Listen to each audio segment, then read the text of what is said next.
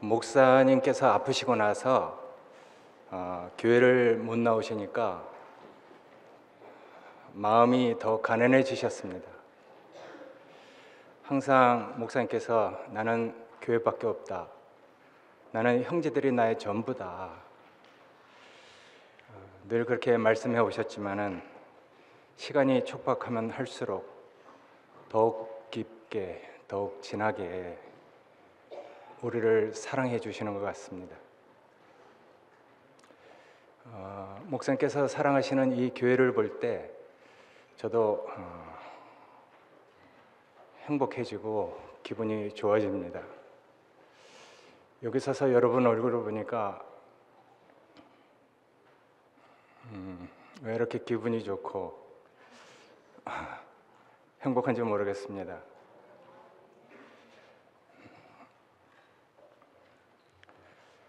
교회를 볼 때마다 주님께서 나타나시고 주님께서 하시는 일에 대한 기대를 할 수 있어서 올 때마다 마음이 설레고 기분이 좋습니다. 왜냐하면 그것은 여러분들이 변해가는 모습을 보고 또 아름답게 건축돼가는 그런 모습을 볼 때마다 저한테 너무 기쁨이 되고 감사가 되는 것은 제가 여러분들과 함께 건축돼 가고 있기 때문인 것 같습니다. 우리 교회에 늘 이건 제가 느끼는 것인데 주님의 임재가 있고 그분 자신의 인격이 기름 부어져서 여러분들처럼 보석처럼 빛나는 이런 형제들과 함께 현실을 살아간다는 것이 저한테는 정말 꿈만 같은 일입니다.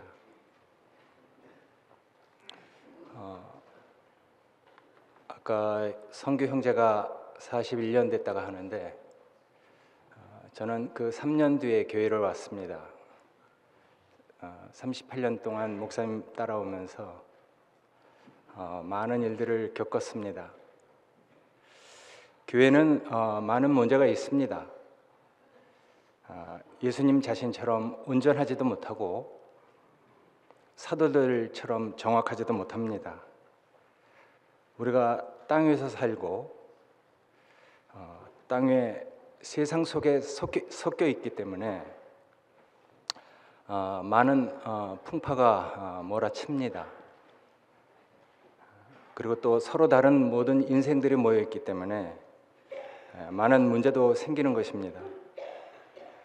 그러나 호미의 끝이 나무도 패고 돌뿌리도 캐가면서 많은 문제가 있지만은 그 끝이 녹슬지 않고 빛나는 것처럼 교회도 세상과 접하면서 많은 문제가 있지만 오히려 그것을 통해서 빛나고 있는 것입니다. 여기 성경 구절을 읽겠습니다. 마태복음 5절입니다. 너희는 세상의 빛이라 산 위의 동네가 숨기우지 못할 것이요 사람이 등불을 켜서 말 아래 두지 아니하고 등경 위에 두나니 이러므로 집안 모든 사람에게 비추느니라. 이같이 너희 빛을 사람들 앞에 비추게 하여 저희로 너희 착한 행실을 보고 하늘에 계신 너희 아버지께 영광을 돌리게 하라. 목사님께서 요 근래 전에도 그러셨지만은 교회가 이렇게 흘러가는 것을 보고 또 교회에서 일어나는 일들을 보시고 교회가 살아있구나. 교회가 생명이라고 했습니다. 교회를 보고 인격체라고 했습니다.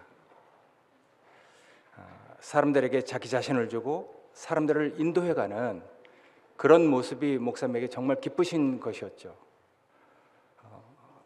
교회가 목사님 자신으로 말미암아 살아있는 교회가 됐기 때문에 교회를 볼 때마다 목사님이 너무 즐겁고 기쁘신 모양입니다. 그래서 이번에도 목사님 바깥에 나와서 햇볕을 이렇게 쐬러 나오셨을 때 가서 같이 앉아서 얘기하는 중에 목사님이 교회를 보고 교회가 생명체다, 살아있구나 이렇게 말씀하셨습니다.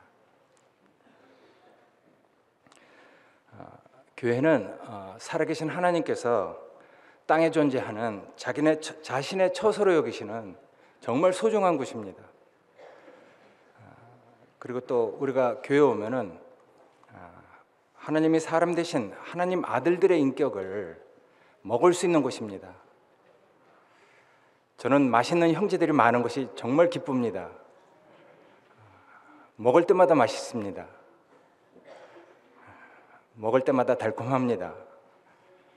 우리 형제들이 이렇게 많이 있다는 것이 정말 제 영광이고 자랑이 됩니다. 교회 오면은 하나님의 기름 부음을 볼 수 있습니다. 우리가 기대하지 않았던 형제에게서 어느 날 놀라운 변화가 있을 때 정말 하나님이 그 형제에게 은혜를 베푸셨구나, 하나님이 그 형제에게 기름을 부으셨구나 하는 것을 볼 수 있습니다. 교회에서 주님께서 하신 일들을 보고 듣고 만지게 해서 당신의 증인이 되게 하신 것을 감사합니다.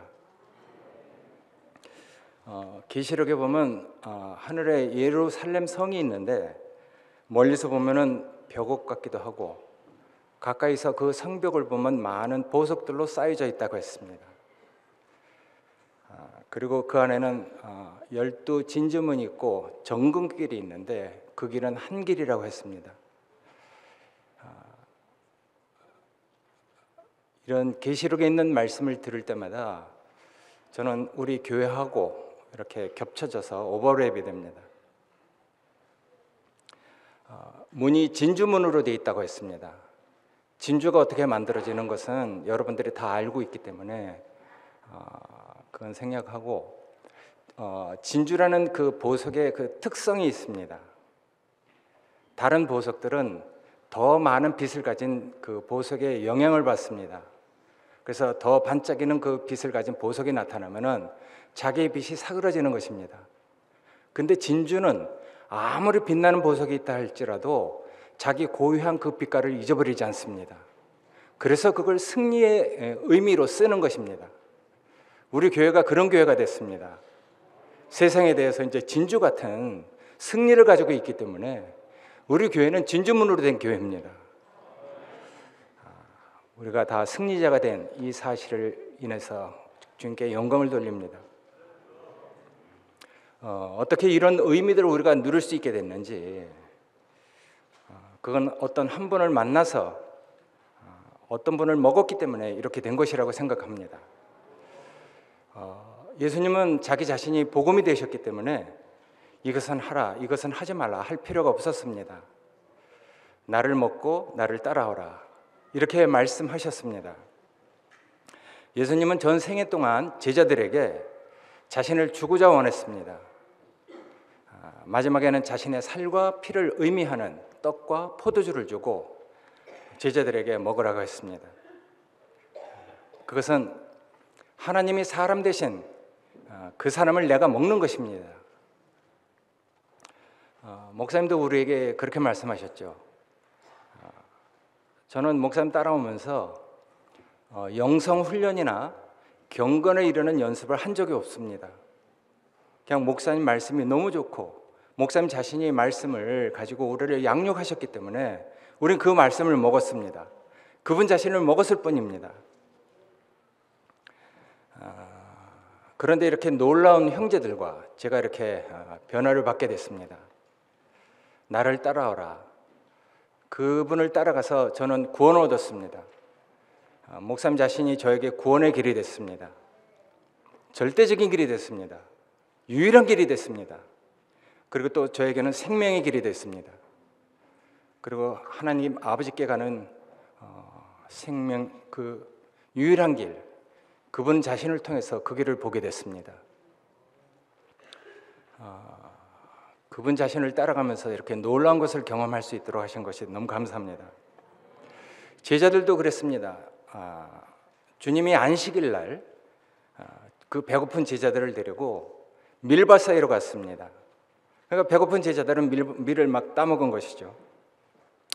그래서 유대교의 그 규율에서 사랑의 아들의 나라로 옮겨서 율법에서 해방시켜주고 그들에게 생명의 자유를 주신 것입니다. 우리도 목사님 따라오면서 이런 율법에서 해방되고 생명의 자유를 얻게 됐습니다. 그것이 제자들에게 이제 복이 된 것입니다. 제자들에게 구원이 된 것이죠. 사람 대신 하나님 아들을 받아들이는 것이 우리에게 구원이 되는 것입니다. 주님은 자기 자신을 사람들에게 나눠주고 그것을 우리가 얻게 되면 그것이 우리에겐 복음이 되는 것입니다. 제자들처럼 우리가 그것을 먹고 나면 무엇을 하게 될 것입니다. 그것을 먹고 나면 우리가 어떻게 살게 될 것입니다. 그 복음으로 말미암아 내가 어떻게 사라지게 될 것입니다. 저는 목사님 말씀을 통해서 제 자신이 변화를 받았습니다. 제 자신에게 구원의 길이 열렸습니다. 하나님께서 사람을 얼마나 고귀하게 지으시고 높으신 신분을 갖도록 지으셨는지, 그것은 하나님을 표현하도록 지으셨다는 것을 알게 됐습니다. 우리는 시시한 사람이 아닙니다.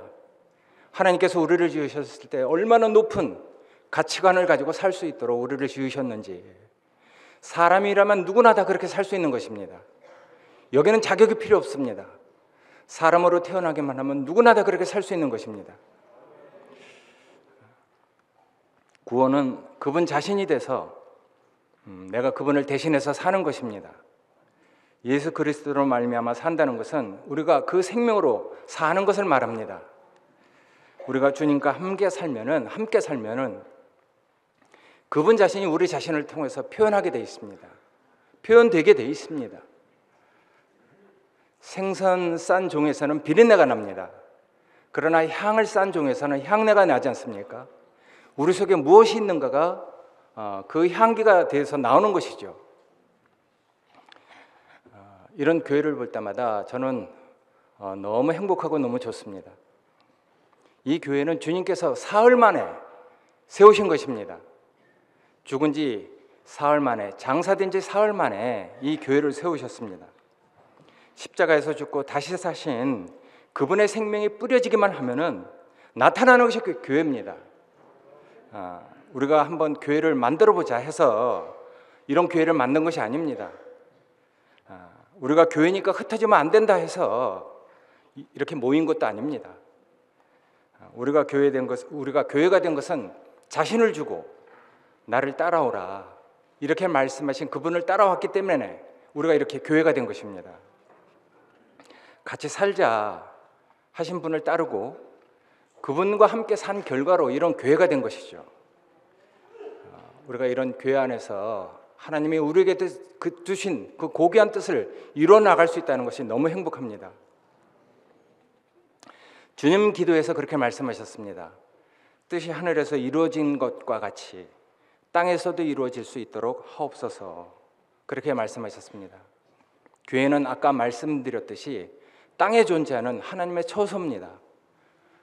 그러니까 이런 것은 하나님께서 사람을 지으실 때 바라던 것입니다.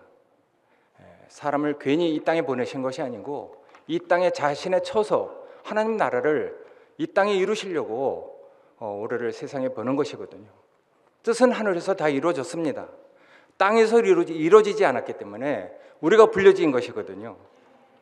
이런 위임을 주신 주님이 너무 감사합니다. 이런 사명이 너무 영광스럽습니다.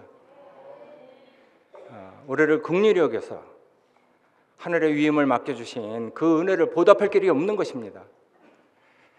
긍휼히 여긴다는 말은 동정한다는 말과 다른 것입니다. 은혜를 받지 못한 사람에게 은혜를 준다는 뜻입니다.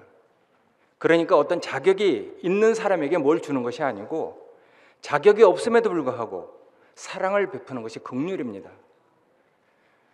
저는 길 어귀에서 일할 곳이 없어서 서성대에 있던 사람이었습니다.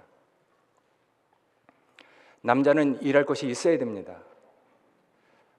동물학상으로 본성상 좀 이렇게 말하면 좀 우습지만 수컷들은 집에 있는 암컷과 자기 자식들을 위해서 뭔가를 가져와야 되는 것입니다. 일을 해야 되는 것입니다. 동물학상으로는 그렇습니다. 근데 남자도 그렇습니다. 아버지라는 것은 그렇습니다. 책임 있는 것입니다. 저는 길 어귀에서 서성이던 사람이었습니다. 일할 곳이 없었습니다. 그때는 뭐 저는 아직 결혼하기 전이었습니다. 그러나 본성상 제가 뭘 하지 못하는 것이 아니었습니다. 다 할 수 있었습니다. 그렇지만 저는 뭐 일할 곳이 없었습니다. 제가 왜 살아야 되는지 몰랐습니다. 제 자신에 대한 가치관도 없었고 정체성도 없었습니다. 그럴 때 목사님 만났습니다. 나를 따라오라 하신 그 목사님을 만나서 이 교회에서 이렇게 살게 됐습니다. 지금 돌아서 이렇게 생각해 보니까 정말 전 길 어귀에서 일할 곳이 없어서 서성대던 사람이었습니다. 새벽에 인력 시장을 나가면은 다 이제 팔려갑니다. 그런데 거기서 팔려가지 못하는 사람들이 남아 있을 때 보면은 어깨가 축 져서 정말 불쌍합니다. 일할 곳이 있다는 게 얼마나 행복한지 모르겠습니다. 그것이 우리가 뭐 먹고 사는 표면적인 일이 아니지 않습니까? 하나님이 우리에게 주시는 놀라운 일을 우리가 할 수 있다는 것이 얼마나 영광스럽고 얼마나 자랑스럽습니까? 주님께서 길 어귀에 서성되었던 저를 불러주시고 그 잔치집으로 초대해 주신 것입니다. 동산지기로 삼으셨습니다. 저는 38년 동안 목사님 따라오면서 행복하지 않은 날이 없습니다. 정말 감사합니다. 우리 형제들도 다 그렇게 고백을 했지만은 여한이 없다. 여한이 없는 인생을 살았습니다. 죄 많은 곳에 은혜를 넘치게 해서 우리 마음 눈을 밝혀서 하나님 알게 하시고 그분의 기이한 일을 보게 하신 것이 얼마나 감사가 됩니까? 그것이 우리에게 찬송이 되는 것입니다. 할 일 없는 사람을 불러다가 쓰신 것이죠. 하나님이 저를 알아주신 것입니다. 뭐 자격이 있어서 알아주신 것이 아니고 아무런 자격이 없는데 저를 불러주신 것이죠. 칭찬은 고래도 춤추게 한답니다. 남자는 자기를 알아주는 사람을 위해서 목숨을 바친다고 했습니다. 저는 정말 저를 알아주시는 이런 하나님이 계시다는 게 너무 감사합니다. 우리는 정말 너무나 좋은 사람을 만났습니다. 우리가 무엇 때문에 사람을 좋아하겠습니까? 그것은 뭐 정말 돈이 나오는 일도 아니고 밥이 나오는 일도 아니었습니다.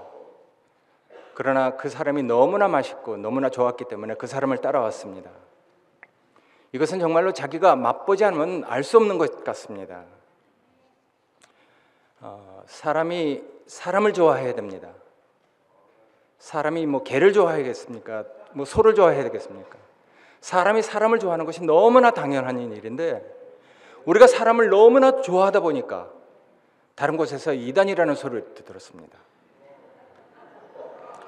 저 사람들은 사람을 믿는다, 인본주의다, 틀렸다 이렇게 말하는 것입니다. 하나님께 영광을 돌려야 되는데 그 영광을 자기가 취한다 이런 말도 들었습니다.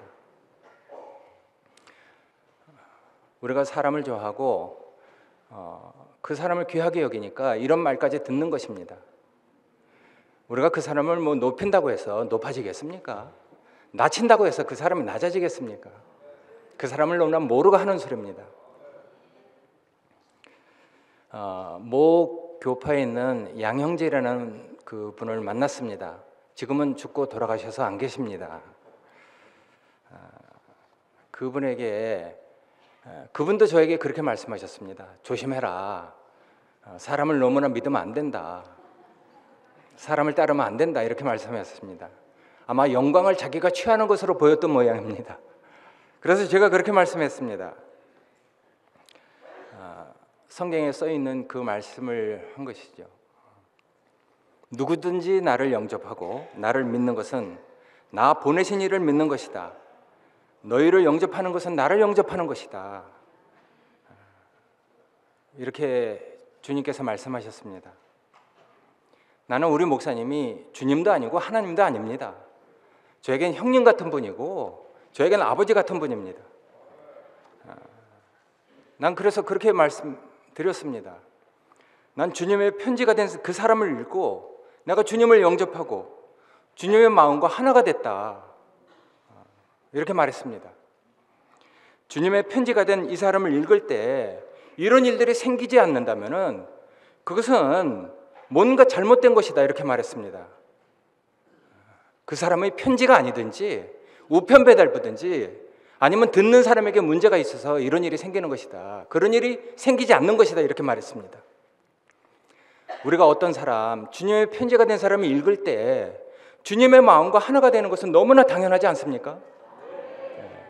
전 주님의 편지를 읽었습니다. 그분이 주님 자신의 편지였습니다.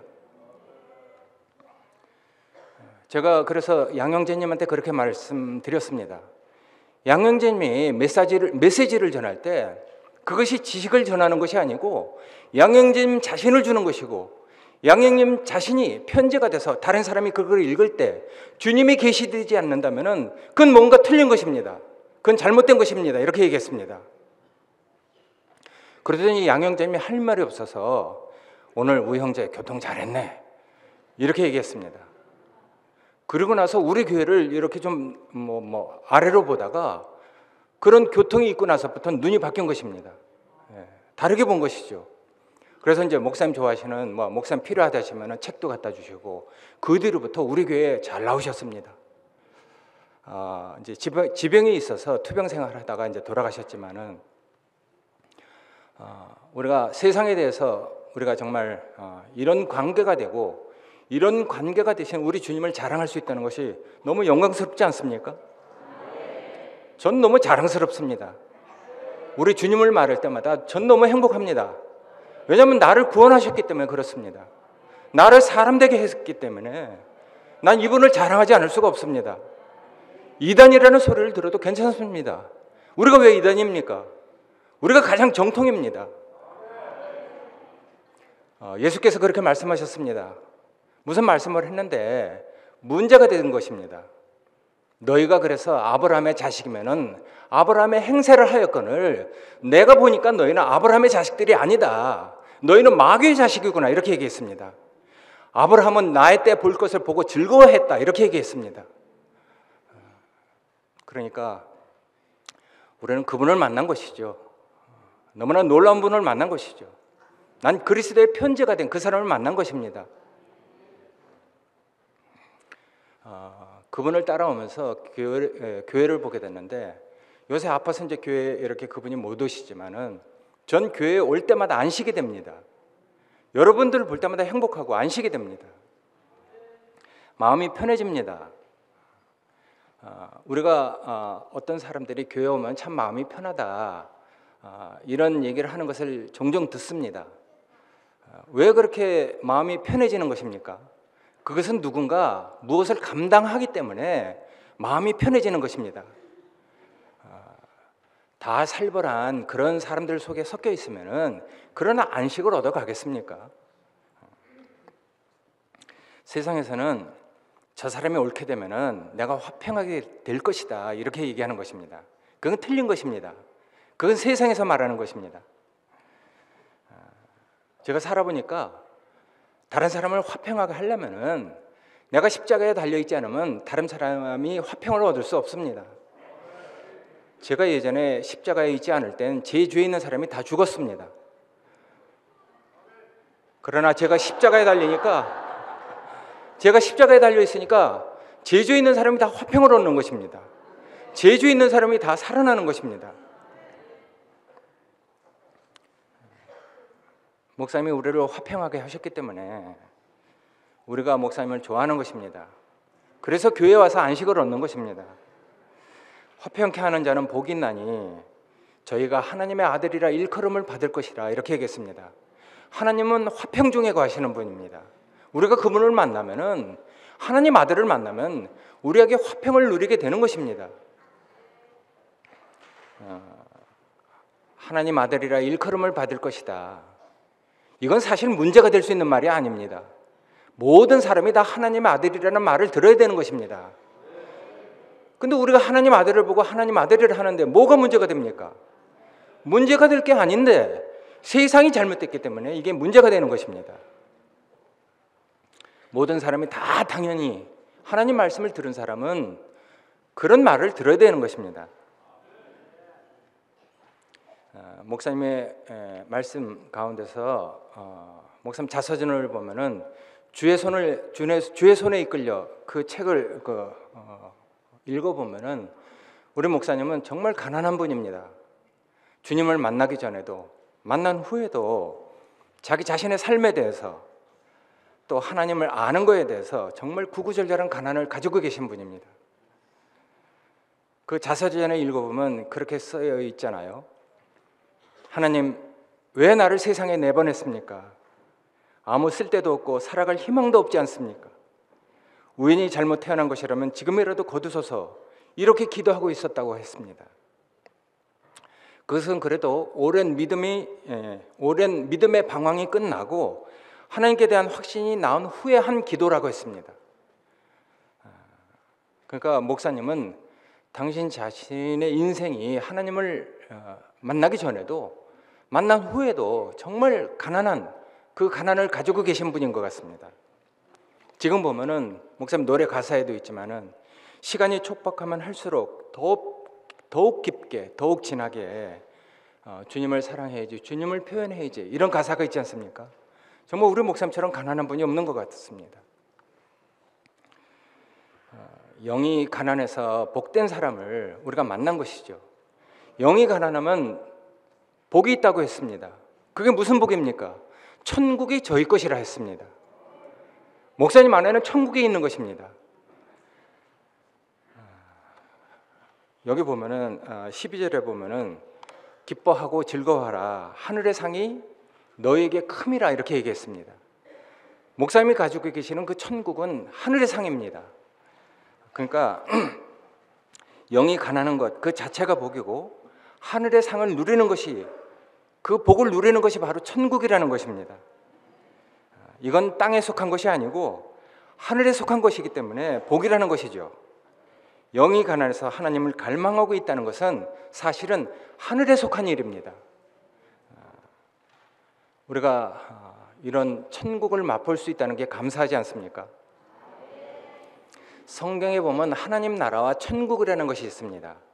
하나님 나라는 아브라함, 이삭, 야곱, 그리고 그 12아들, 그리고 많은 선지자들과 다윗, 그 뒤로 예수님과 그 제자들, 그리고 우리에게까지 이르는 이런 광범위한 하나님의 경륜이 펼쳐지는 것을 하나님 나라라고 합니다. 근데 천국은 그 안에서 아브라함이 가난해서 누렸던 복이 있는 것입니다. 이삭이 가난해서 누렸던 복이 있습니다. 우리가 가난해서 누린 그 복이 천국이라는 것입니다. 영이 가난해서 복이 있는 사람, 천국이 바로 그 사람들 것입니다. 우리는 지금 천국을 누리고 있습니다. 하늘의 상을 누리고 있는 것입니다. 그러니까 그 복이 땅에 속한 것이라면은 다른 사람도 다 아는 것입니다. 그러나 그것이 하늘에 속한 것이기 때문에 이걸 모르고 가져가지 못하는 거 아닙니까? 그러니까 맛본 사람밖에는 알 수 없다는 것이죠. 죄송합니다.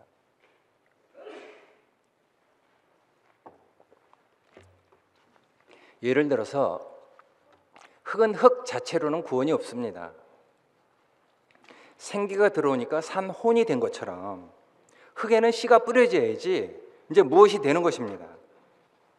씨 없는 흙은 아무리 많이 쌓아놓아도 소용없습니다. 땅에는 씨가 필요한 것처럼 육신에 속한 우리에게는 하늘에 속한 어떤 것이 필요하다는 것이거든요. 육신에 속한 것을 더해서는 소용이 없는 것입니다. 흙에는 흙을 더해서 소용이 없습니다. 흙에는 하늘에 속한 씨가 필요한 것이죠. 근데 우리가 인생 살면서 하늘에 속한 씨를 가져다 주는 사람이 없어요. 그리스도라는 죽고 다시 산 우리를 살릴 수 있는, 우리에게 생명이 된 그 씨가 없는 것입니다. 그래서 우리가 방황하다 교회 온 거 아니겠습니까? 그러니까 흙에서 우리는 그 씨라는 것을 받아서 우리가 사람 된 것이죠. 예를 들면 그렇습니다. 저는 흙이라는 사실을 알았습니다. 흙으로 왔으니까 흙으로 돌아가는 거 당연하지, 이렇게 알았던 사람입니다. 그러나 저는 갈 바를 알지 못했던 그런 사람입니다. 씨가 없었으니까, 나에게 생명이 되고 생기가 들어올 씨가 없었으니까 전 방황하고 있었거든요. 근데 씨를 만난 것입니다. 빛을 만난 것이죠. 말씀을 만났습니다. 그분 자신을 먹은 것이죠. 그런데 저에게도 천국이 생겼습니다. 저에게 놀라운 일이 생긴 것입니다. 예를 들면 흙에서 사람 된 것이죠. 전 흙에서 사람 됐습니다. 흙에서 사람 됐다면 감사하지 못할 게 어디 있겠습니까? 정말 전 그래서 그 사실이 알아지고 나서부터는 너무나 정말 행복했습니다. 그래서 우리 형제들도 다 그랬지만은 저도 부모님 생일 때 집에 가서 부모님에게 절했습니다. 아버님, 어머님 날 낳아주셔서 정말 감사합니다.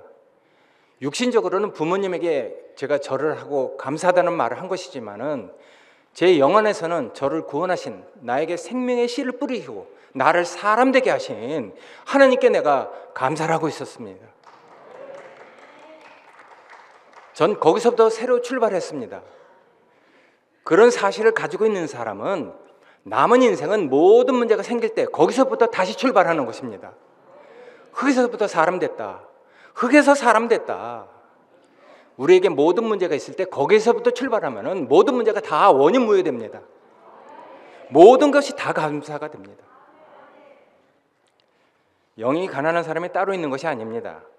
사실 다 모든 사람이 다 가난한데 그 가난을 느끼지 못하는 것뿐입니다. 그러니까 우리가 가난한 자는 천국이라는 말은 깊은 속이 비어 있을수록 하늘에 속한 것을 경험한다는 얘기거든요. 땅에 속한 것이 아니고 하늘에 속한 것이 복되고 즐거운 것이라는 것을 우리가 알아야 합니다. 그러니까 우리의 모든 복에 대한 그 개념이 바꿔야 되는 것이죠. 구약은 복이라는 개념이 육신적이고 물질적인 것이었습니다. 그러나 아무리 하나님께서 육신적인 문제, 이 물질적인 문제를 해결해 준다 할지라도 옛사람 그대로인 것은 소용이 없습니다. 신약이라는 것은 이런 모든 문제를 통해서 우리를 인격적이고 영적인 것으로 바꿔주는 것이 신약의 결론입니다. 그래서 형제들은 내가 볼 때 모든 문제가 생기지만은 형제들이 모든 문제가 있습니다. 문제가 없는 것이 아닙니다. 그러나 그걸 가지고 자기가 인격적인 것으로 영적인 것으로 하늘에 속한 그 복을 얻어가는 거 아니겠습니까? 그래서 난 이렇게 변화되는 형제들이 너무 자랑스럽습니다. 형제들을 볼 때마다 맛있습니다. 그러니까 우리가 구약에서처럼 아무리 모든 문제를 해결시켜줘도 옛사람 그대로인 것은 소용이 없습니다. 영적이고 육신적인 것이 영적이고 하나님에 속한 어떤 것으로 이렇게 바꿔져야 되는 것이죠. 우리가 영이 가난해서 하나님을 찾고 있다는 것이 정말 사실은 복입니다. 그 자체가 복인 것이죠. 우리가 인간으로 태어나서 감사하다, 복되다는 것은 왜 그렇게 말하고 있습니까? 개하고 사람은 똑같이 밥을 먹고 삽니다. 그런데 개가 고통하는 것과 사람이 고통하는 것이 똑같다면은 뭐 다를 게 뭐가 있겠습니까? 개가 고통하는 것과 사람의 고통하는 것이 똑같다면은 사람의 고통은 정말 무가치한 것입니다. 사람의 고통은 개의 고통하고는 달라야 되는 것이죠. 개의 고통이 뼈다귀를 얻어먹는 것에 대한 고통이라면은 사람의 고통은 말씀에 관한 고통이어야 됩니다. 우리는 초창기 때 목사님 말씀이 최고였습니다. 목사님 말씀을 들으면 모든 문제가 다 해결됐습니다. 그러니까 사람의 고통은 하나님 말씀에 관한 고통이 사람의 고통이어야 됩니다. 차원이 좀 달라야 하는 것이죠. 목사님이 하시는 말씀 늘 세 가지 비유를 들지 않습니까? 천사가 와서 돌을 들어서 떡이 되게 하라 했을 때 사람이 떡으로만 살 것이 아니라 하나님 입에서 나오는 말씀으로 사는 것이다. 이렇게 말씀했습니다. 우리는 하나님 입에서 나오는 말씀으로 사는 사람들입니다. 우리가 떡의 문제로 말미암아서 고통을 한다면은 미물보다 나을 것이 없습니다. 그러니까 우리가 고통을 한다면은 하나님 말씀으로 우리가 배고파야죠. 이것이 사람의 위치 아니겠습니까? 그러니까 배부른 돼지보다 고민하는 소크라테스가 나은 것입니다. 사도 바울은 그렇게 얘기했습니다. 내가 너희를 심히 보기 원하는 것은 나에게 무슨 신령한 은사가 있어서 그것을 너에게 나눠주려고 한다. 그걸 가지고 너희를 굳게 하려 한다. 이렇게 얘기했습니다. 바울이 가봤자 뭘 가지고 가겠습니까? 돈을 가지고 가겠습니까? 뭐 옷을 가지고 가겠습니까? 아무것도 없는 것입니다. 그러나 그가 자기 안에 있는 어떤 신령한 것을 나눠줘서 그 형제들이 자기처럼 이 땅에서 굳은 사람들로 교회가 되도록 그 사람들을 보고 싶어 하기 때문에 그 교회를 많은 고난을 무릅쓰고 가는 것입니다. 바울 속에는 어떤 신령한 복을 나눠주기 위해서 바울은 그 교회를 보기 원했던 것입니다. 하늘에 속한 어떤 것이 있는데 그것을 나눠주려고 그 교회를 가는 것이거든요. 목사님은 우리를 보기 원하십니다. 몸이 아파서 이렇게 교회를 못 오시지만은 모든 관심의 초점은 교회 향해 있습니다. 그러니까 우리에게 무엇을 주려고 늘 안타까워하십니다. 목사님이 이제 본인이 뭐 시간이 촉박하다 뭐 이렇게 생각하시기 때문에 예전에는 다른 사람의 말을 많이 들었습니다. 그래서 그 사람이 무엇이 필요한지 어떤 것을 줘야 할지 이것을 잘 알고 나중에 한두 마디 이렇게 말씀하셨습니다. 많이 듣고 말씀하셨죠. 근데 요새는 목사님이 듣는 것이 그렇게 짧아졌습니다. 많이 듣지 않습니다. 왜냐하면 자신 속에 있는 그 넘치는 좋은 것이 많았기 때문에 이것을 주려고 그러니까 어떤 때는 옆에서 보면은 뭐 어떤 말을 듣기 원하는데 그 말보다는 목사님 자신 속에 있는 모든 것을 막 쏟아주려고 말을 엄청나게 많이 하십니다.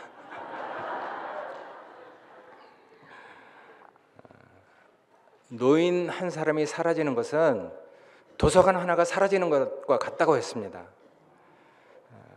근데 목사님은 하늘의 도서관을 가지고 있지 않습니까? 그 말을 들으면 우리가 정말 놀라고 야 어떻게 그렇게 정말 놀라운 말씀하는지 저기 있는 그 김윤동 형제가 아는 그 어떤 교수님이 와서 그렇게 말씀하셨다고 했습니다.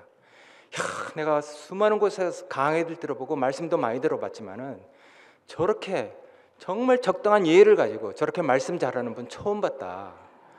우리 목사님은 말씀에 대한 은사가 있습니다. 그래서 본인 스스로 그렇게 말씀하셨습니다. 우리 목사님은 2시간, 3시간 해도 말씀해도 목이 안 쉽니다. 그 정말 그건 타고나신 것 같습니다. 얼마나 말씀하시기를 좋아하시는지. 그게 우리가 뭐 세상에 듣는 말씀이 아니잖아요. 하늘에 있는 도서관을 우리에게 갖다 주는 말씀이잖아요. 정말 놀라운 말씀입니다. 그러니까 우리가 그분 자신 안에 있는 이 복을 누리는 것이죠. 천국을 우리가 먹는 것이잖아요. 우리는 그래서 모두 다 이 복 안에 와 있고 이 복을 보았기 때문에 여기 살고 있습니다. 여기 만일 그런 복이 없다면은 여기 있을 사람 아무도 없습니다. 여기 있을 다른 이유가 없는 것이죠. 그러니까 우리가 마음이 가난한 사람을 보고 이렇게 복된 것을 누리는 것입니다. 주님 자신이 가난한 분이라는 것을 우리가 보지 않았으면은 우리도 뭐 그럭저럭 세상에서 살 수 있었을 것입니다. 우리도 뭐 가난한 사람이라고 생각하지 않고 아이고 뭐 그래 인생 태어났으니까 이렇게 사는 것이지 이렇게 아마 살았을 것입니다. 제가 예전에 한번 그런 적이 있었습니다. 제 자신은 왜 사는지 모르겠더라고요. 내가 사는 것이 공기를 더 더럽히는 것처럼 느껴졌습니다. 내가 살 이유가 없었습니다. 그래서 전 삶을 포기하려고 했습니다. 그래서 한번 나는 이제 끝내려고 했는데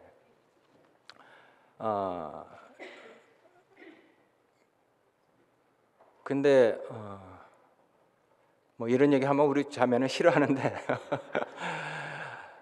제가 고등학교 3학년 때 한강에 가서 내 죽으려고 했습니다. 그래서 다리 하나를 딱 난간에 걸치고 뛰어내리려고 하는데 물속에 빠져서 허우적거리는 내가 너무 불쌍했습니다.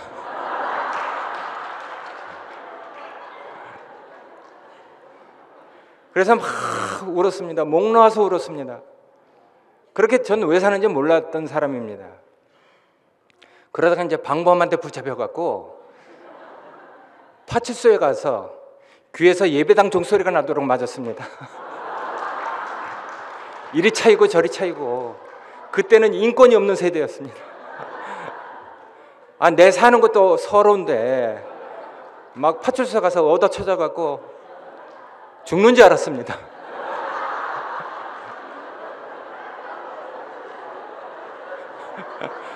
무섭죠? 겉으로는 범생이었습니다. 집에서 그런 사실을 몰랐었습니다. 근데 이제 집에 연락을 해갖고 우리 집에서 난리가 난 것입니다. 그래서 그 뒤로 이제 집에 이렇게 가갖고 이렇게 사는데, 그래, 사는 게 사는 거지. 뭐 인생은 다 그런 거지. 어쩔 수 없이 사는 거지. 이렇게 살았습니다. 그러니까 이렇게 살다가 전 목사님 만난 것입니다. 그러니까 목사님 만나서 정말 저는 내가 정말 하나님께 대한 가난이 없는 사람이구나. 세상으로는 꽉 차 있는데 주님에 대한 갈망이 없는 사람이구나. 이것을 알았습니다. 어떤 사람은 우리 속에 있는 갈망을 불러일으키는 것입니다. 전 정말 하나님께 대해서 가난한 사람을 만났습니다. 우리 속에서 그런 것입니다. 어떤 사람이 가난한 것이 있다면 다른 사람을 자극하잖아요. 다른 사람의 갈망을 자극합니다. 그래서 그 사람을 볼 때 나는 정말 가난한 것이 없구나. 나는 이런 사람이기는 하고 자기 자신을 알아가게 됩니다. 그것이 놀라운 빛이지 않습니까? 저는 그런 빛을 만난 적이 많습니다. 주님께서 나에게 비춰주시는 그 빛, 내 영혼에 비춰주시는 빛, 내 자신을 알게 하는 그 빛을 만났습니다. 예전에 제가 지방으로 말씀을 전하러 다녔습니다. 근데 제 자신이 문제가 있다는 사실을 몰랐습니다. 어떤 사람을 사랑할 수 없었습니다. 우리가 사랑할 수 없는 사람이 있잖아요. 노란색하고 보라색은 보색입니다. 이거 하나가 될 수 없습니다. 아담 안에서는 하나가 안 됩니다. 전 그때 그런 상황이었습니다. 그때도 말씀을 전하고 있었다니까요. 말씀을 전하고 형제들하고 교통할 때는 얼마나 즐겁습니까? 그런데 밤 1시, 2시 이제 운전대를 잡고 집에 오면은 돌연 그 사람이 딱 생각나는 것입니다. 그럼 즐거운 것이 싹 사라지고 마음이 냉랭해집니다. 그때 내가 얼마나 비참해지는지. 그러니까 사람을 사랑할 수 없는 사람하고 같이 살아보면은 이런 상태가 되지 않습니까? 전 그런 경험을 한 적이 많습니다. 그때 하나님 말씀이 저에게 들린 것이죠. 목사님이 예전에 그렇게 말씀하셨습니다. 교회는 사랑을 전하는 것도 아니다. 교회는 전도를 하는 것도 아니다. 교회는 하나 되는 것이다. 이렇게 말씀하셨습니다. 우리가 다른 사람하고 하나 되려면 내가 없어야 되는 것입니다. 난 아담인 내가 없어지기 싫었습니다. 난 옳은 것을 가지고 있었습니다. 난 틀림이 없었습니다. 그래서 내가 길을 막고 창세기 내노라는 형제들한테 물어봤습니다. 내가 잘못됐으면 내가 고치겠다 했더니 창세기 형제들도 내 말을 듣고 다 틀리지 않았다고 했습니다.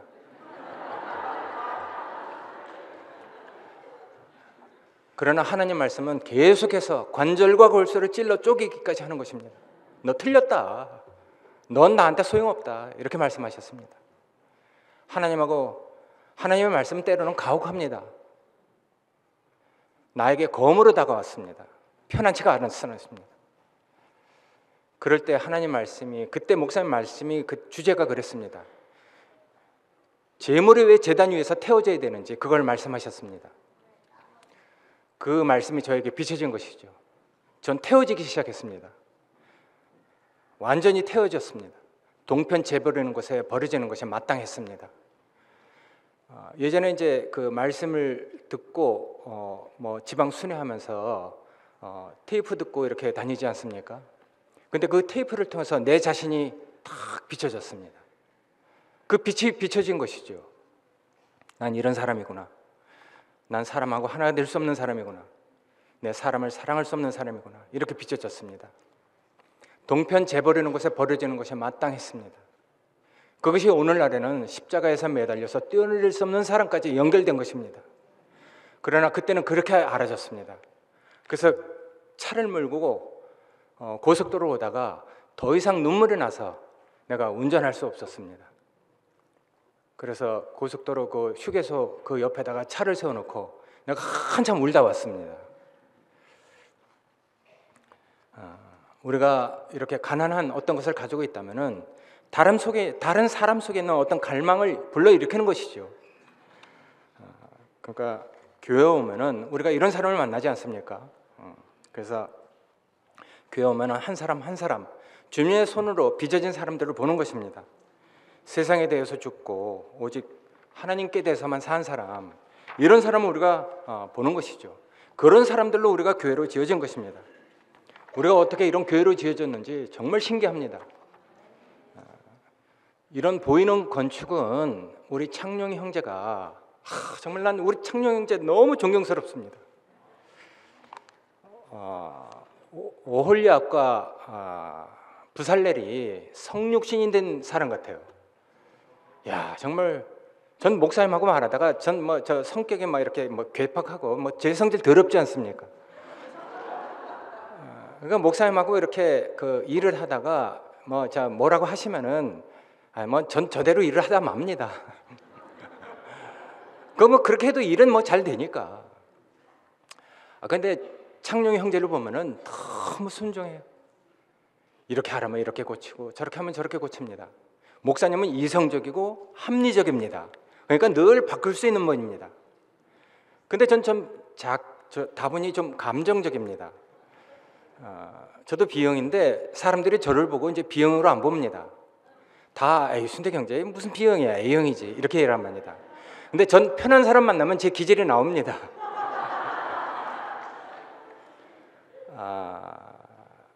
그런데 우리 창룡이 형제는 정말 목사님께 대해서 순종적입니다. 합리적으로, 이성적으로 목사님이 이렇게 일을 하시다가 이렇게 하라고 하면 이렇게 합니다. 저렇게 하라 하면 저렇게 합니다. 저는 그러다가 마음이 틀어진 적이 많습니다. 그래서 목사님하고는 일을 잘 안 합니다. 그런데도 목사님 저만 보면 이제 일을 시키려고. 왜냐하면 이제 목사님은 육신이 필요하시잖아요. 몸이 필요하시잖아요. 그리고 또 저는 한번 일을 하면은 완전하게 하거든요. 저도 한 꼼꼼 하거든요. 근데 난 정말 우리 창룡 형제 너무 존경스럽습니다. 앞으로 우리가 교육관도 새로 져야 되고 저 모임 장소도 겉에 리모델링 해야 되는데 중심부 형제들이 했으면 좋겠습니다. 중심부 형제들이 그런 마음이 생겨서 그런 교회를 아름답게 꾸며갔으면 좋겠습니다. 그래서 난 창룡 형제가 정말 건강을 잃어버리지 않고 정말 튼튼한 몸으로 오래 살기 원합니다.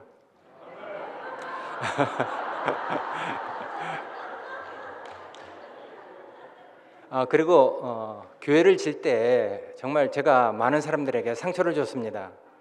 그때는 이제 교회를 건축하려고 돈을 모으려고 하다 보니까 어쩔 수 없이 좀 그런 말을 하게 됐습니다. 돈이라는 것이 사람을 정말 이상하게 만들대요. 돈이 만몬이라는 그런 사람이 만든 것이지만 그런 이름이 붙어 있지 않습니까? 다급할 때는 이제 이렇게 해서 제가 결정해서 하지 않습니다. 목사님이 그렇게 결정해서 이렇게 하라고 해서 그렇게 했는데 시간이 지났는데 이제 약속한 시간이 지났는데 아무 말이 없는 것입니다. 목사님이 돈에 대해서 그렇게 말씀하셨잖아요. 네 돈 같으면은 그거 안 줘도 섭섭하지 않을 때 빌려줘라. 근데 그건 제 돈이 아니지 않습니까? 그래서 교회 건축을 하기 위해서 이렇게 돈을 모아야 될 때 그런 일이 생겨서 제가 이제 할 수 없이 저도 기다리다가 저도 참을 만큼 참다가 이렇게 말한 것이죠. 근데 자기 형편을 다 알면서도 그렇게 말을 했다고 사람 내가 완악해졌습니다. 기다리지 못해서 전 완악해진 사람이 된 것이죠. 교회를 건축하려고 돈을 모으다 보니까 그런 일이 생겼는데 하여튼 그때 저에게 상처를 입은 분이 있다면 죄송합니다. 정말 잘못했습니다. 그렇지만은 하여튼 건축을 할 때 정말 부담 없이 세상 빚을 안 지고 이런 교회를 건축하게 된 것이 너무 감사합니다. 이건 보이는 교회를 얘기한 것이고 보이지 않는 교회는 다르지 않습니까? 뭐 시간이 다 돼서 마쳐야 될 때가 됐는데 하여튼 교회는 땅에 존재하는 하나님의 처소입니다. 여기 시간이 다 돼서 이걸 다 읽어드릴 수 없지만은 올해는 정말 손으로 짓지 않은 이런 그 교회를 우리가 짓고 살고 있습니다. 나중에 시간 있으면 그 프린트에 있으니까 보시기 바랍니다. 하나님께서 그들 중에 거할 성소를 지으라고 했습니다. 나를 위해서 만들어라. 그러니까 아무 데서나 하나님을 만날 수 있는 것이 아니죠. 교회에 와야지, 하나님이 지정한 곳에 와야지 하나님을 만날 수 있습니다. 거기서는 여호와를 대면한 것이죠. 그 뒤로 다윗이 준비하고 솔로몬에 의해서 7년 동안 그 성전이 건축됐습니다. 그 성전이 건축될 때 하늘의 영광이 내려와서 그 성전에 가득 메웠다 했습니다. 근데 그것이 이스라엘의 타락으로 말미암아서 바벨론의 느부갓네살 왕에 의해서 성전이 무너졌습니다. 에스라에 보면은 그 뒤에 스룹바벨하고 예수아가 일어나서 예루살렘에 그 성전 건축하기를 시작하고 선지자들이 함께 도왔다고 했습니다. 근데 그때는 언약궤를 잊어버렸습니다. 언약궤가 없는 성전을 지은 것이죠. 그 뒤로 에스겔이 환상을 봤습니다. 그건 환상 중에 본 교회입니다. 실제로는 나타나지 않았습니다. 지어지지 않았습니다. 근데 그 뒤로 에스라 때 그 스룹바벨하고 예수아가 지어진 그 성전을 갖다가 헤롯 그 왕이 와서 유대인들의 환심을 살려고 이제 엄청난 예산과 엄청난 기간을 들여서 성전을 건축한 것입니다. 그래서 제자들이 그때 예수님에게 이 성전이 어떠하며 이 돌들이 어떠합니까? 이렇게 물어본 것입니다. 그때 예수님이 애통하셨습니다. 너희가 이 돌들을 보느냐? 내가 이 돌 위에 돌 하나도 남김이 없이 내가 이것을 무너뜨릴 것이다. 이렇게 얘기했습니다. 참 성전이 된 그분 자신을 알아보지 못하고 제자들이 그렇게 말한 것이죠. 그 뒤로 AD 70년 로마에서 그 성전은 없어졌습니다. 언약궤도 없어지고 성전도 없어졌습니다. 예수님이 오셨지만은 알아보지 못한 것이죠. 그리고 제자들에 의해서 그 교회가 건축됐지만은 중세 암흑 시대를 거쳐서 또 사라졌습니다. 교회가 없어진 것이죠. 근데 그리스도께서 그렇게 말씀하셨습니다. 장래 좋은 일의 대제사장으로서 손으로 짓지 아니한 창조에 속하지 아니한 더 크고 온전한 장막으로 말미암아 염소와 송아지의 피로 아니하고 오직 자기 피로 영원한 속죄를 이루어서 단번에 성소에 들어가셨느니라 이렇게 얘기했습니다. 그 성소가 우리에게 나타난 것입니다. 주님의 운명과 한 운명에 대한 우리도 손으로 짓지 아니한 온전한 장막 속 그 성소 안으로 우리도 들어온 것입니다. 그러니까 주님은 자기 피로 영원한 속죄를 이루어서 단번에 성소에 들어간 것입니다. 제사장들에게 그렇게 얘기하지 않았습니까? 몸에 피를 바르라. 그래서 제사장들은 이마에, 손끝에, 발뿌리에 다 피를 발랐습니다. 그건 주님의 피와 하나 되기 위해서 제사장들에게 그렇게 시킨 것입니다. 우리에게도 주님의 피가 발라진 것이죠. 주님의 피와 우리가 하나가 되면은 우리가 성소에 들어오는 것입니다. 우리는 성소에 들어왔습니다. 성소에 들어오면은 이제 언약궤가 있는 것입니다. 언약궤라는 것은 말씀이 육신이 된 그런 것에 대한 예표입니다. 말씀이 육신이 된 그 상징적인 의미를 가진 언약궤의 실제가 우리에게서는 하나님의 아들이 돼서 우리와 함께 살고 있는 것이죠. 그러니까 우리가 이렇게 추상적인 말을 해도 다 알아듣는 여러분이 있어서 너무 편합니다. 우리가 하늘에 속한 말을 하는 것입니다. 그러니까 우리는 이제 아까 그 성규 형제가 미국에 갔듯이 많은 형제들이 앞으로 파송이 될 것입니다. 여호수아가 가나안 땅을 점령하듯이 세상을 점령하러 가는 것입니다. 이것은 전쟁을 하러 가는 것이 아니고 승리를 확인하러 가는 것이라고 우리 한성 형제가 얘기했습니다. 하나님의 약속의 성취를 이루기 위해서 우리는 언약궤의 인도를 따라서 가나안 땅을 점령하러 가는 것입니다. 예전에는 이스라엘 백성이 광야에서 구름 기둥, 불 기둥을 따라서 그런 인도를 받다가 언약궤의 인도를 받고 가나안 땅에 들어가는 것입니다. 광야에서 메추라기와 만나를 먹었던 그 이스라엘 백성이 가나안 땅에 들어가서는 그 땅의 소산을 먹는 것이죠. 하나님의 언약이 점진적으로 이렇게 전진하는 것이거든요. 죄송합니다. 우리는 더 전진된 인도를 따라서 가는 것입니다. 언약궤는 성육신의 예표라고 했습니다. 그래서 하나님께서는 구체적으로 우리를 인격 안으로 우리를 인도하고 있다는 것을 우리가 깨닫게 됩니다. 이 언약궤가 이제 요단강을 건너는 거 아니겠습니까? 언약궤는 아까 말씀드렸듯이 성육신의 예표입니다. 이 언약궤가 요단강 물의 침범을 막는 것입니다. 물이 물러갔다는 것이죠. 옛날에 홍해 바다는 하나님의 말씀으로 그게 갈라졌습니다. 그런데 이 요단강은 언약궤를 맨 제사장들이 그 요단강 발을 밟자마자, 요단강 물을 밟자마자 물이 갈라지는 것이죠. 성경에서 큰 물은 다 사망이라고 했습니다. 물에 빠지면 다 죽는 것이니까. 이 사망의 바다, 이 물이 어디에서 물러가는가? 아까 말씀드렸듯이 홍해 바다는 하나님 말씀에 의해서, 요단강을 건널 때는 법궤가 들어가면서 법궤를 맨 제사장들이 들어가면서 요단강 물이 갈라지는 것이죠. 우리는 이런 사실을 보고 있습니다. 예수님을 시험했던 그 마귀들이 세 가지 시험을 이기지 못하고 마귀가 떠나갔습니다. 그리고 천사들이 와서 수종을 들었습니다. 우리 앞에서 마귀가 떠나기 위해서는 뭐가 필요하겠습니까? 오직 그 인격이 필요합니다. 말씀이 육신이 된 우리 자신이 필요한 것이죠. 뭐 큰 소리 지른다고 해서 떠나가겠습니까? 얼마 전에 누가 얘기했듯이 무당 굿한다고 해서 떠나가겠습니까? 그런 것이 아닙니다. 오직 주밖에 없는 그 인격이 필요한 것이죠. 십자가로 말미암아 죽고 다시 산 그 인격만 필요한 것입니다. 그 외에 어떤 것도 마귀를 이길 수 없습니다. 운명적으로 그와 연합이 되면은 마귀는 떠나가는 것이죠. 우리 앞에서 그렇게 마귀를 이긴 사람이 많습니다. 예전에 정관이 형제, 혜순이 아버지, 내 관에다 아멘이라는 글을 써달라 이렇게 말씀하셨죠. 영선이 어머니, 시간이 지났지만 영선이 어머니 꼭 간증하고 싶습니다. 그 어머니가 암이 걸려서 병원에서 투병 생활을 하고 있었습니다. 그러나 그 어머니는 너무나 긍정적이었습니다. 하나님이 매일매일 자기에게 생명을 주시고 시간을 허락하신 것이 너무나 감사했습니다. 그래서 아침에 일어나면 오늘도 눈을 떴네, 오늘도 살아있네, 이렇게 간증을 했습니다. 그런데 그 영선이 어머니를 간증했던 황무순 박사라는, 이름은 거론하지 않겠습니다.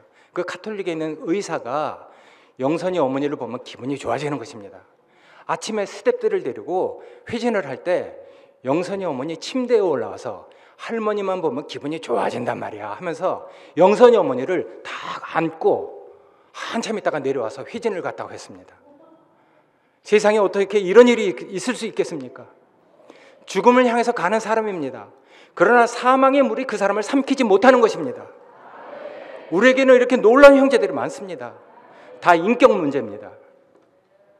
그 뒤로 김인희 형제, 상구, 그 순종적인 상구 형제. 나 어느 날 상구 형제 간증을 듣는데, 상구야, 바로 네가 나다.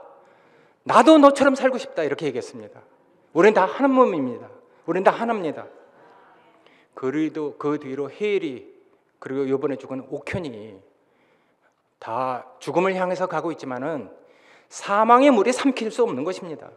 다 인격 문제죠. 요단강을 그런 사람들이 가르는 것입니다.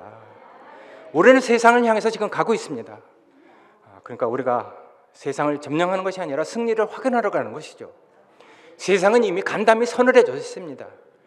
하나님 하시는 행사를 보고 그들은 이미 납작 엎드려 있는 것입니다. 그러니까 우리가 이런 마음 눈을 밝혀서 우리를 정말 새롭게 살게 하신 분, 하나님 알게 하시고 주님의 귀한 행사를 볼 수 있도록 하신 주님이 너무 감사합니다. 여기 아까 써 있는 그 성경 기절대로 너희는 세상의 빛이라. 산에 있는 동네가 숨기지 못할 것이고 사람이 등불을 켜서 말 아래 두지 아니하고 등경 위에 두나니 이러므로 집안의 모든 사람들을 밝히느니라. 교회는 산 위의 동네로 나타난 것입니다. 이제 우리 교회는 숨길 수 없습니다. 그렇지만 아름답고 최종적인 사회를 이룰 나라로 우리가 당당하게 서 있습니다. 잃어버린 하나님의 어린 양들을 구해서 정말 많은 민족을 이루고 천하 만민이 구원을 얻도록 하는 것이 우리의 사명이라고 여겨집니다. 세상의 전체적인 상황은 지금 이상하게 됐습니다. 사실은 사탄에게 넘어가는 것이죠. 하나님의 경륜에 대해서 부정적입니다. 죄 가운데 빠져 있습니다. 자아는 어둠에 속해 있고 세상적인 것이 되어버렸습니다. 땅에 있는 모든 사람 가운데 그런 것이 지배적으로 덮여 있는 것이죠. 하나님의 영광은 모욕당하고 있고 그리스도는 배척당하셨습니다. 성령은 방해받으시고 교회는 황폐하게 됐습니다. 자아는 부패적이고 온 세상이 다 악하게 됐습니다. 그런 세상에 대해서 우리의 주님은 애통한 마음을 갖기 원하는 것입니다. 우리는 세상을 볼 때 정말 애통합니다. 불쌍합니다. 우리가 세상을 정말 구원해야 할 사람으로 주님이 우리를 이끄신 것이 너무 감사합니다. 네, 주님을 찬송합니다.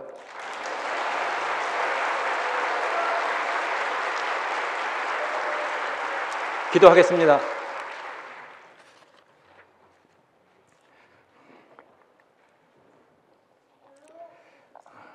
우리를 구원하시고 우리에게 은혜 베풀기를 즐거워하시는 아버지 하나님, 우리에게 당신의 아들을 보내시어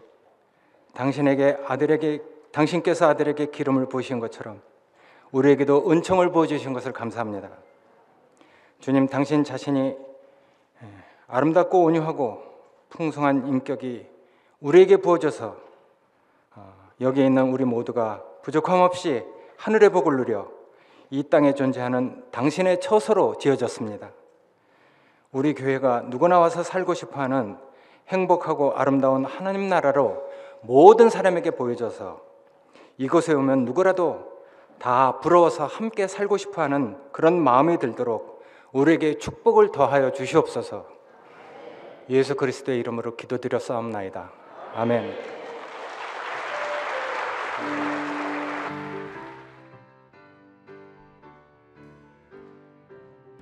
보시오 즐거운 우리 집 주 예수 예비한 이 처소 믿으니 또 나를 믿으라 약속한 이 처소 여기에